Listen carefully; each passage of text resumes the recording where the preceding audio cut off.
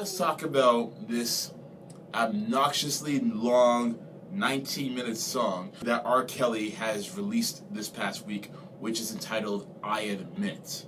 When we all heard the title of this record, we all thought that R. Kelly was going to drop gems and bombshells, Woj bombs, whatever you want to call it, on this record, talking about a litany of things that we've been wanting to hear from him for Lord knows how long. When it comes to the harem allegations, the peeing on the girl allegations, everything.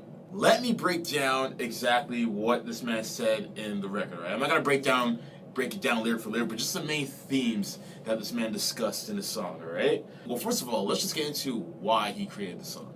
In his words, and I'm paraphrasing, mind you, he said how the media is always misconstruing all the statements and what he's trying to say. Therefore, he decided to bear it all off on record, basically, in a song. So that was his reason behind making the song 19 minutes long, because it was him venting. Alright, so those are his words. Take it for what it is. He has talked about a whole bunch of things in this record, right? Or has, in his words, admitted to in his record. So let's talk about the things that he's admitted to on this song. He admits to having sex with some of his fans, so groupies, basically, all right? And he has also admitted that he can't trust some people in the industry.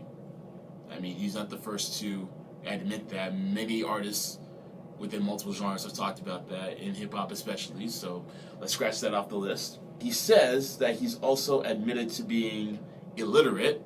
Now, mind you, I didn't know that one. That was a little bit of a shock to me, so I'll give him that. And then, which I find very ironic, because he writes a lot of his own material. So how does he not know what he's writing? Anyways, I'll leave that alone. And he has also admitted to having his virginity taken at a young age by an older woman, which is something that we already know.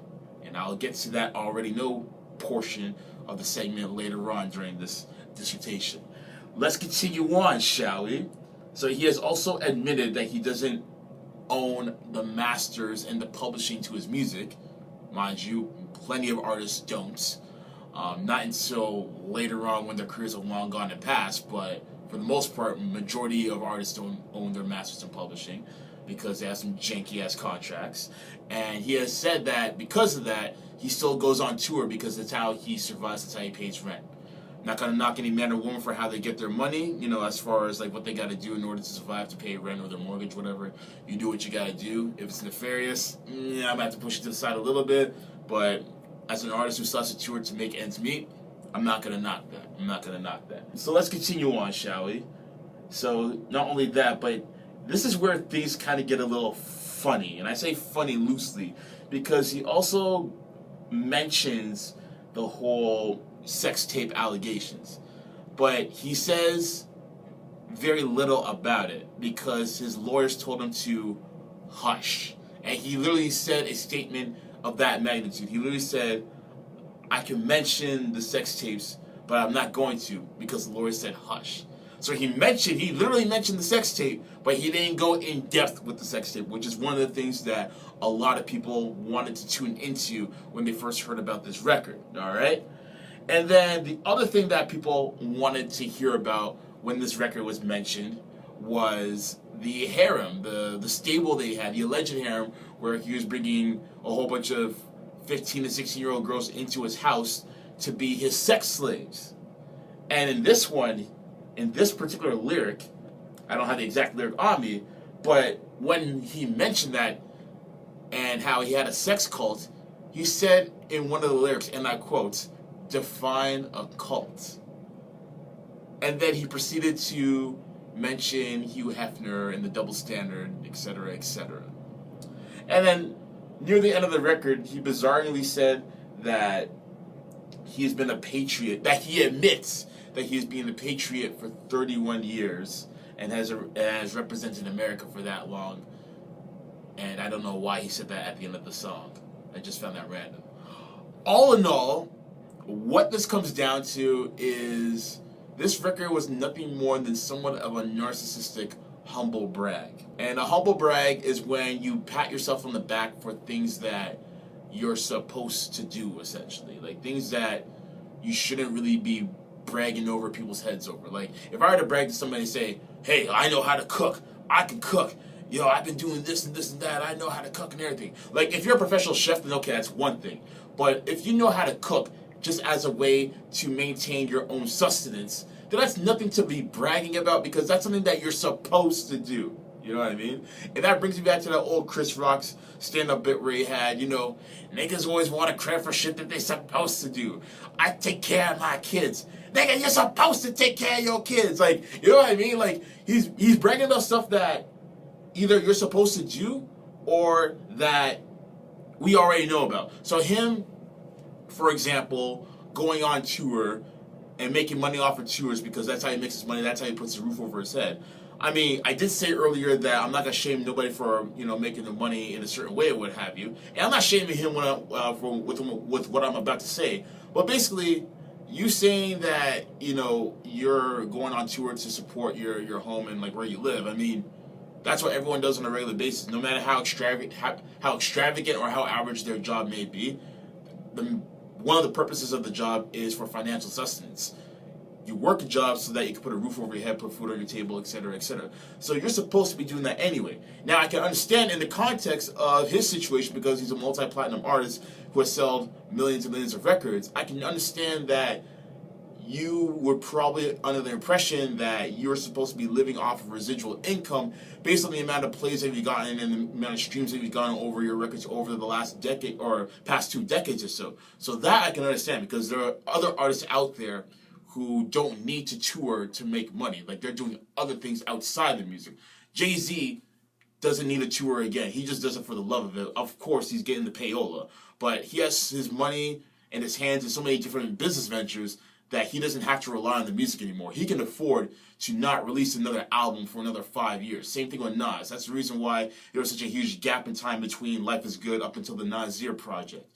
So I guess with R. Kelly, he's not in that same space because the only thing he can rely upon is his music. He didn't really dive into other business ventures that were a huge success. And I guess that kind of goes back into the line about him being illiterate, because clearly he didn't read the fine print in his contracts, which is why he doesn't own his masters or his publishing, which is a huge no-no, especially when you are an artist of R. Kelly's caliber who has been in the game for 20 plus years. Like, that's a huge error on his part, and whatever legal representation that he had at the time. Hopefully it's not like another LeVar Ball situation, because that would be terrible. Let's go into the lines about, having sex with your fans. How many artists have had sex with their fans, male and female? Like, they're called groupies, okay? Like, every big-time artist, even not even big-time, even local artists will have sex with people who come to their performances and what have you. I mean, that's nothing to admit to. Like, plenty of artists have done that. Like, that is what groupie culture is all about. Like, you go out to the show, you want to get close, you want to be able to get backstage, whatever the case may be, and then when you finally do, you want to drop them draws. That way you can brag to people, hey, I had sex with R. Kelly, whatever. You know what I mean? So him admitting to that is not really an omission. Like, that's regular things that a lot of artists tend to do when they're out on the road. So I don't see how that's something that you can admit to when we already knew what was going on. If there was anything to admit to, it would have been the harem situation, the you peeing on a girl situation, and most importantly, arguably, the Aaliyah situation. Like, what happened with Aaliyah? Did you guys ever have intercourse? Did you guys really try to get married, even though that shit got annulled? Like, what happened? Like, how deep was it between you and Aaliyah? You know what I mean? I mean, you were on the back of her album cover that on her first album, which was entitled Age Ain't Nothing But a Number. And, man, if there's anything to admit to, it would have been those things. But, of course, you and your record said, my lawyer said hush. So if your lawyer said hush, then why are you making a 19-minute record basically stating, I admit it? You're not admitting to anything. So this would have easily been Wankster of the Week fodder. And now that I'm thinking about it, I feel like I should have made it Wankster of the Week fodder. but I have something else in mind for that. Like I said at the beginning of this segment, man, I mean, I asked the question, is this him bearing his heart and soul, or is this a humble brag? This is a humble brag, without question. Like, there is nothing to admit to. Like, all these things that you have mentioned, we basically already knew. Like, half the stuff you've already talked about before. And then the other half, it's like, okay, like, what makes you so different than any other artist that's done this before? Why should we feel sympathy in your scenario at this point in time, Mr. Robert Kelly? Why should we feel sorry for you? It's hard for me to feel sorry for a person who's admitting to having sex with his fans, or for someone saying that they've represented America for 31 years, or for anyone who refuses to go in depth about the whole harem scenario because your lawyer said hush. I'm sorry, man. Like, this was one big giant troll job for himself to be relevant for the week. That's all it was. That's all it comes down to at the end of the day. He did it for no other reason but to remain relevant. Because beyond that, were we really talking about R. Kelly beforehand, like before this week even started? No, we weren't talking about him at all. The last time we talked about him was about the whole harem situation, and even then, that was a few months back. So that had been pretty quiet. That had been pretty dull. But now he's just reopening conversation about it because why? Like, none of this makes sense. There's no rhyme or reason to it. So unless there's something that's going to be following up after this, then again, I don't see why he made this record. It does not make sense to me in the slightest bit at all. I don't know, man. Like, there's something wrong with that guy. Like, there is something wrong with that guy. We've all known it. I mean, hell, like, he has an affinity for teenage girls. There's even alleged stories where he would park his car outside of public high schools and wait for the 14, 15-year-old girls to come out. I mean, that is beyond creepy. I mean, it goes without saying that is creepy. And if that's in fact true, which I wouldn't be surprised if it were true based on all the allegations that he's accumulated over like 2.5 decades now, that he's a creepy bastard. And yes, like, he admits to, not even admits, but he basically exposes once again that he was molested as a young child, well, not as a child, but maybe as a teenager by an older woman. And I'm not saying that he should be bragging about that, because molestation is molestation at the end of the day, whether it's man on woman or woman on man.